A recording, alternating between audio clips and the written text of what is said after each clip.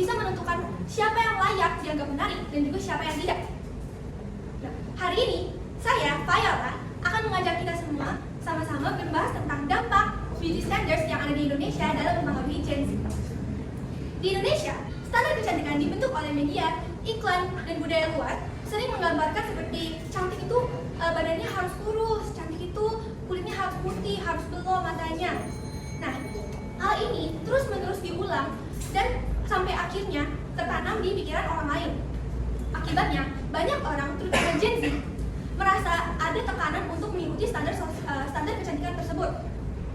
Nah, banyak dari mereka juga merasa harus membeli produk-produk kecantikan seperti pemutih kulit, ataupun mereka juga menggunakan filter yang terlalu tebal, terlalu banyak. Sering juga mereka mengedit foto mereka terlalu berlebihan, hanya untuk dicap menarik oleh kehidupan sosial. Kalau kita melihat lebih dalam lagi, hal ini menciptakan fenomena yang disebut oleh beauty privilege. Nah, yang kita tahu beauty privilege itu apa sih, teman-teman tahu nggak? Enggak. Nah, beauty privilege itu di mana orang-orang dicap lebih menarik, biasanya di-treat lebih baik oleh orang-orang di sekitarnya dalam berbagai aspek. Nah, hal ini juga tentunya bisa menurunkan kepercayaan diri seseorang, teman-teman. Nah, dan tanpa kita sadari juga, kita jadi hidup di masyarakat yang menilai orang bukan dari karakternya, melainkan dari bentuk fisiknya saja, seberapa menarik bentuk fisiknya. Tekanan untuk memenuhi standar kecantikan ini tidak hanya berpengaruh dalam seberapa kalian melihat diri kalian, tapi juga berpengaruh kepada mental kalian. Nah, banyak juga dari mereka, orang-orang di luar sana, yang mengalami namanya body dissatisfaction atau ketidakpuasan atas diri sendiri dalam bentuk fisiknya. Nah, hal ini juga tentunya membuat orang itu menjadi rendah diri dan juga menjadi ketidakpercayaan diri dalam dirinya.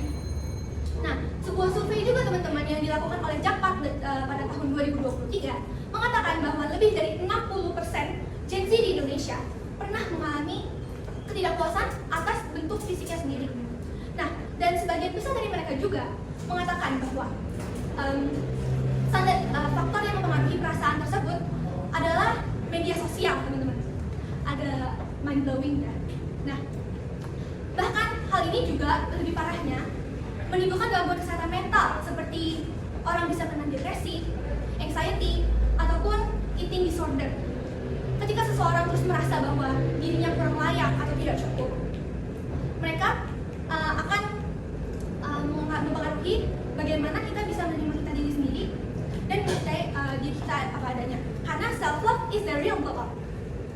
Nah, melawan dampak buruk dari standar kecantikan yang tidak realistis ini juga membutuhkan kesadaran dan perubahan cara pandang, terutama di dalam lingkungan kita, yaitu Gen Z. Kita perlu menanamkan pentingnya self-love dan self-acceptance, mencintai dan menerima diri kita sendiri apa adanya, dan tidak membandingkan diri dengan orang lain. Kita juga harus mulai merayakan keberagaman bentuk tubuh, fitur wajah, warna kulit, dan lain-lain, teman-teman. Karena itu semua adalah bagian dari ciri khas dan keunikan diri kita masing-masing. Nah, dengan menghargai keberagaman ini, teman-teman, kita bisa melepaskan diri dari tekanan beauty standards yang ada, dan juga kita bisa menjadi tumbuh, menjadi pribadi yang lebih percaya diri lagi, sehat secara mental, serta kuat untuk menghadapi ekspektasi sosial yang tidak realistis ini. Nah, untuk penutupnya, saya ingin menginginkan satu hal saja nih, teman-teman. Cantik atau menarik itu bukan tentang warna kulit, bentuk tubuh, atau fitur wajah yang harus sempurna. Cantik itu ketika kamu bisa percaya diri dan menjadi dirimu sendiri. Jadi, be yourself. Berhenti membandingkan diri dengan orang lain, karena pada akhirnya yang membuatmu menarik bukan hanya mengikuti standar orang lain, tapi karena kamu berani menjadi diri kamu sendiri. Sekian dari Fayala, terima kasih.